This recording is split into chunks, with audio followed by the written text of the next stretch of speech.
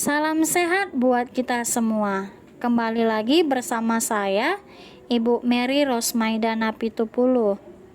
Kita masih dalam pelajaran bahasa Indonesia dengan topik yang masih sama mengenai teks deskripsi.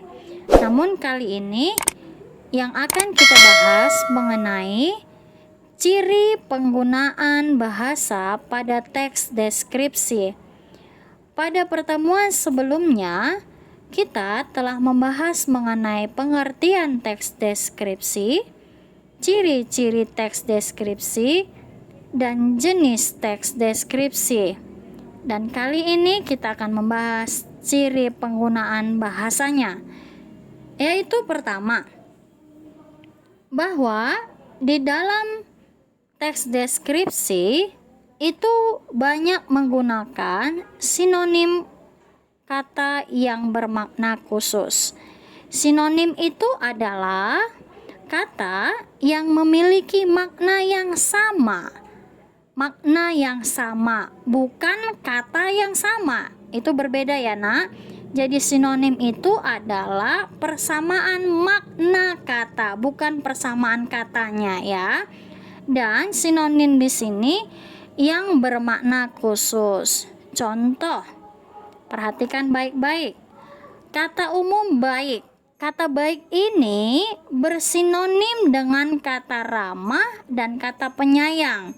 Ramah dan penyayang ini sudah termasuk kepada kata yang khusus. Contoh yang berikutnya, kata umum dari menggerakkan. Ya, menggerakkan itu kata umumnya.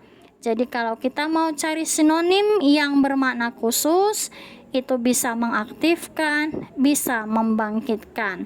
Nah, itu ciri yang pertama. Selanjutnya, ciri yang kedua, bahwa di dalam teks deskripsi itu terdapat kalimat yang berisi perincian. Nah, rincian-rincian ini sangat penting. Karena dengan rincian-rincian ini, maka teks deskripsi itu akan semakin jelas.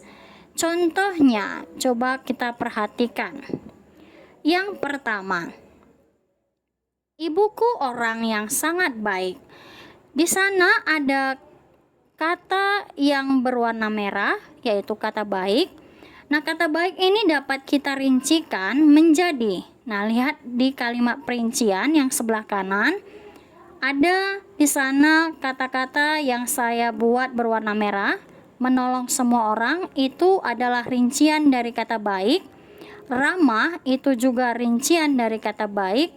Halus atau tutur katanya lembut, itu juga kalimat perincian dari kata baik. Contoh yang kedua, saya buat di situ tulisan yang berwarna merah adalah kata sabar. Jadi, kata sabar ini dapat kita rincikan lagi supaya lebih jelas dengan kata-kata selalu tersenyum menghadapi masalah apapun. Nah, dia tersenyum menghadapi masalah apapun. Itu gambaran dari kata sabar. Nah, kalimat perinciannya yang di sebelah kanan itu ya, untuk menyatakan kata sabar. Nah, ini contoh kalimat yang berisi perincian.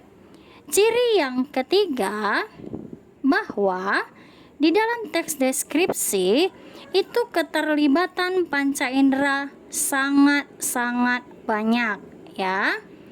Panca indera terdiri dari kata panca dan indera. Panca itu artinya 5 ya, berarti ada 5 indera yang terlibat.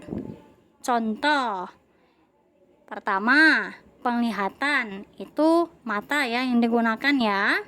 Yang kedua, penciuman, itu menggunakan hidung. Pendengaran menggunakan telinga. Pengecap menggunakan lidah. Peraba menggunakan kulit. Kita lihat contoh berikut ini untuk melihat keterlibatan panca indera kita. Di contoh yang pertama, kita diajak seolah-olah melihat sebuah pantai Parangtritis yang di pantai tersebut ada hamparan pasir putih. Nah, pada saat kalimat ini kita baca, maka panca indera kita yaitu mata dilibatkan. Jadi seolah-olah di depan itu kita lihat sebuah pantai dengan pasir putih. Contoh yang kedua, alunan musik. Nah, keterlibatan indera pendengaran di sini ada. Pada saat dikatakan alunan musik, maka indera yang terlibat di sini adalah indera pendengaran. Contoh yang ketiga, ada di sana kata rasa manis.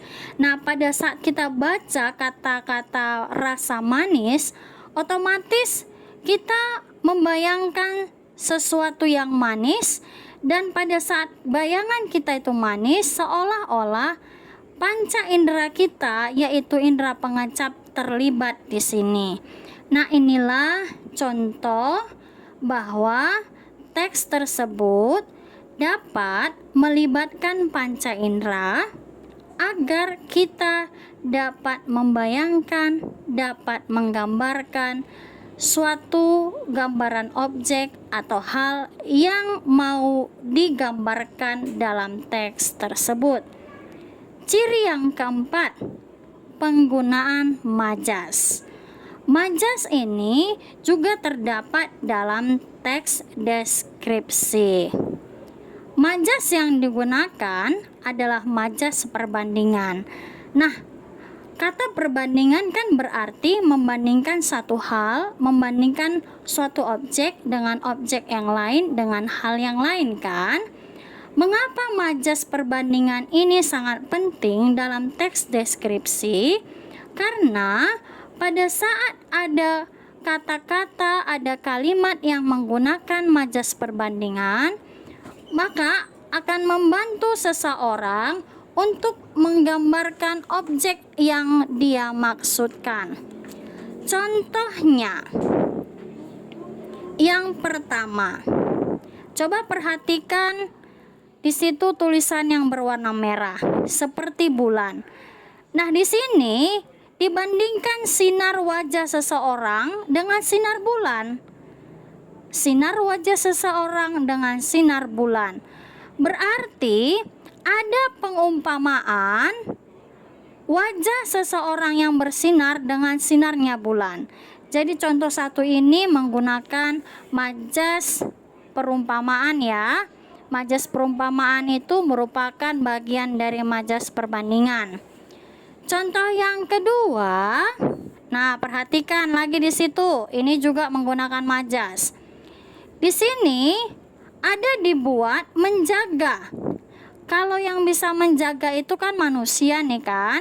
Tapi di contoh ini saya buat batu karang yang bisa menjaga.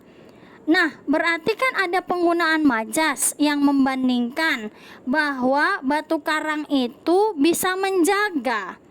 Nah, majas yang digunakan di nomor 2 ini adalah majas personifikasi. Apa itu personifikasi? Personifikasi itu majas yang membuat, yang membandingkan benda-benda dapat melakukan pekerjaan manusia atau benda-benda tersebut memiliki sifat seperti manusia. Contoh yang ketiga, ayah orang yang tangguh seperti batu karang. Nah, di contoh ini juga dibandingkan antara ketangguhan seorang ayah dengan batu karang. Nah, kita kan sama-sama tahu bahwa batu karang itu kuat ya kan? Nah, di sini di contoh ketiga ini dibandingkanlah, diumpamakanlah ketangguhan ayahnya itu layaknya batu karang. Jadi soal nomor 1 dan yang ketiga ini menggunakan majas yang sama, yaitu majas perumpamaan. Itulah dia ya, 4 ciri penggunaan bahasa pada teks deskripsi. Saya harap kalian paham dengan yang saya sampaikan. Sampai di sini dulu penuturan saya pada materi kali ini, dan kita akan jumpa kembali di materi selanjutnya. Sampai jumpa. Ibu Merina Pitupulu mengucapkan salam sehat untuk kita semua.